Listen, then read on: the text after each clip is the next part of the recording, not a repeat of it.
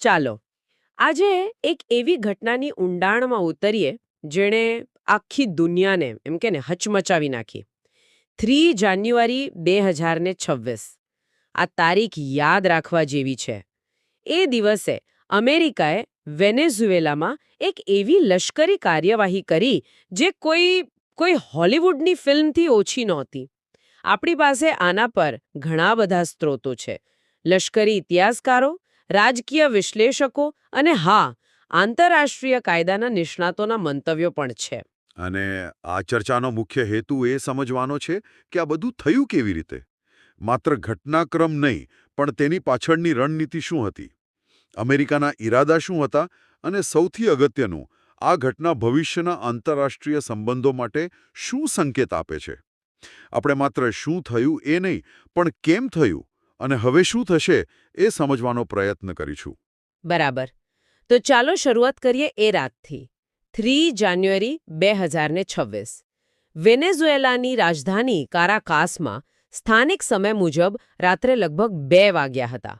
શહેરના લોકો ગાઢ નિંદ્રામાં હતા અને અચાનક આખું આકાશ વિસ્ફોટોથી ગુંજી ઉઠ્યું. આ કોઈ નાનો મોટો હુમલો ન હતો. આપણા સ્ત્રોતો અનુસાર આ ઓપરેશનમાં 150થી વધુ વિમાનોએ ભાગ લીધો હતો. અને આ કોઈ સામાન્ય વિમાનો ન હતા. આપણે F-22 રેપ્ટર્સ અને F-35 લાઇટનિંગ II જેવા સ્ટીલ્થ ફાઇટર જેટ્સની વાત કરી રહ્યા છીએ.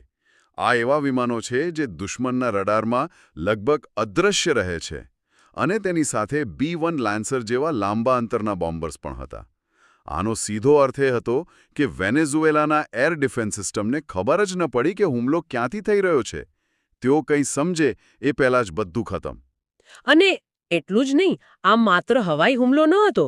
એક અહેવાલ મુજબ જે સમયે બોમ્બમારો શરૂ થયો એ જ સમયે આખા કારાકાસ શહેરની વીજળી ગાયબ થઈ ગઈ.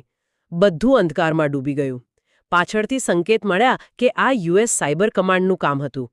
આ તો કોઈ સાઈ-ફાઈ ફિલ્મ જેવું લાગે છે. હા, આને જ આધુનિક યુદ્ધ કહેવાય છે. આ એક અત્યંત સુનિયોજિત બહુસ્તરીય હુમલો હતો.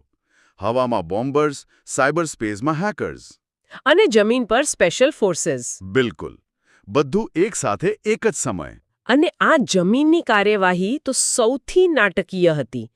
હવાઈ અને સાયબર હુમલાની અંધાધૂંધી વચ્ચે અમેરિકાની સૌથી ઘાતક ગણાતી ડેલ્ટા ફોર્સ અને નાઇટ સ્ટોકર્સ તરીકે ઓળખાતી 160મી સ્પેશિયલ ઓપરેશન્સ એવિએશન રેજિમેન્ટના હેલિકોપ્ટરોએ કારાકાસમાં પ્રવેશ કર્યો. એમનું લક્ષ્ય હતું ફોર્ટ ટ્યુના. ફોર્ટ ટ્યુના એ કારાકાસમાં આવેલું એક વિશાળ